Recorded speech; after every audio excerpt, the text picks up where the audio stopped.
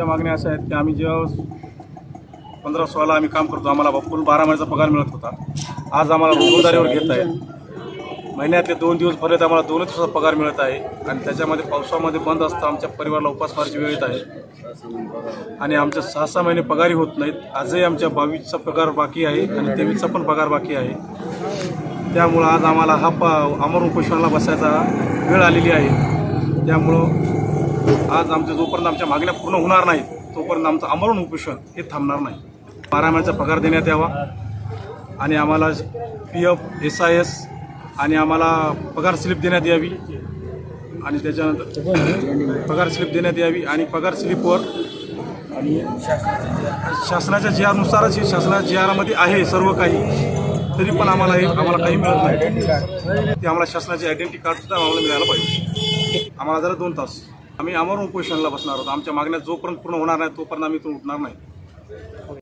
कामगार संघटनेचे अध्यक्ष श्रद्धेय बाळासाहेब आंबेडकर, आमचे मराठवाडा प्रदेश अध्यक्ष आटकोरे सर, आमचे जिल्हाध्यक्ष हनुमंते, आमचे मित्र, आमचे ऑपरेटर औरंगाबाद विभाग राऊतवाड सर. आज इथं आंदोलनाला बसण्याची वेळ याच्यामुळं आली आहे. ह्या ज्या मागण्या आम्ही करत आहे ह्या काय आमची स्वतःहून अशा कुठलं म्हणजे हक्क गाजवा अशा मागणी करत नाही. ह्या ज्या शासनानुसार ज्या आम्हाला सुविधा मिळाव्यात आणि ज्या शासनानं GR जे काढलेलं आहे त्याच मागण्या आहेत. हे आम्ही अशा वैयक्तिक कुठलीच मागणी करत नाही की आम्हाला हे द्या ते द्या. ज्या GR मध्ये जे आहेत, आमचा महिन्यावारी पगार, आमचा PF, आम्हाला 12 महिने काम, आम्हाला ESI कार्ड, महागाई भत्ता, साईडवर राहण्याची व्यवस्था, जे काही आम्ही समजा करणार आहोत ह्या मागण्या करत आहोत आणि याच्यापैकी कुठलीही आम्हाला म्हणजे आमची मागणी पूर्ण झालेली नाही. संबंधित कार्यकारी अभियंत्याकडे आम्ही जर मागणी करण्यासाठी गेलो तसं कार्यकारी अभियंता आम्हाला म्हणत तुमचा आमचा काही संबंध नाही, तुम्ही जाऊन त्या ठेकेदाराला बोला. ठेकेदार सरळ उत्तर देत आहे की मी तुला ओळखत नाही, तू कोण आहे ते जाय. मग आम्ही जायचं कुठं? मागणी मागायची कुणाकडं? संबंधित अधीक्षक अभियंता यांना निवेदन दिले, सगळं केलं. त्यांनी आम्हाला कार्यकारी अभियंत्यासोबत बैठक केली, ठेकेदारासोबत बैठक केली, पण याच्यामधला काहीही पर्याय निघाला नाही. उलट पगारी यांनी आमच्यावर पगारी कमी केल्या व आम्हाला कामावून काढण्याची धमकी दिली व का तुम्हाला पटत असलं तर करा नाही तर निघून जा असे आम्हाला उडूचे उत्तर देत आहेत. आम्ही जावं तरी जावं कुठं? एक तर आमच्या 2022-23 मध्ये पगारही नाहीत आणि कुठलेही आरोप लावून आम्हाला कामावून कमी करण्यात येत आहे. आज जे माणसं 10 वर्षापासून कामं करत आहेत ऑपरेटर लोक आणि त्यांना म्हणतात की तुला काम जमत नाही. 10 वर्षापासून तुला काम जमत नाही, तू घरीच जा. आणि विशेष म्हणजे हे कुठल्याही जॉईनिंग लेटर देत नाहीत आम्हाला.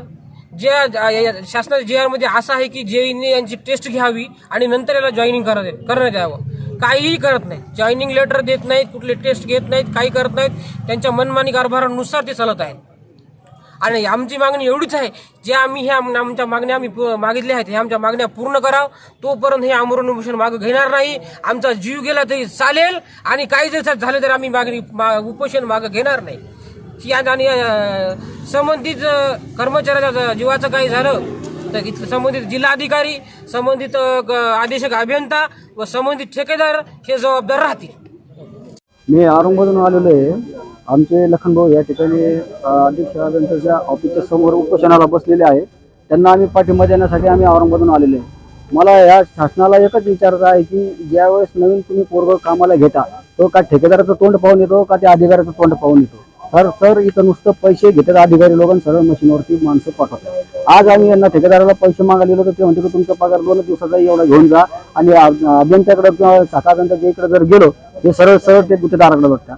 हे गुत्तेदाराला कोणत्या माध्यमातून हे पेमेंट करतात आम्हाला मशीनवरून काढून देतात. आम्ही रिसर शासनाला मागणी करत आहे आम्हाला जॉईनिंग लेटर देण्यात यावे व आम्हाला पगार स्लिप देण्यात यावे व अशा आमच्या काही मागण्या आहे. या अशा मागण्या मागत असताना हे आम्हाला मशीनवरून कामावून काढत आहे आणि हे असेच आम्हाला धमकी देऊन सिली मशीनची चाबी घेऊन नवीन पोरं मशीनवर भरती करत आहे.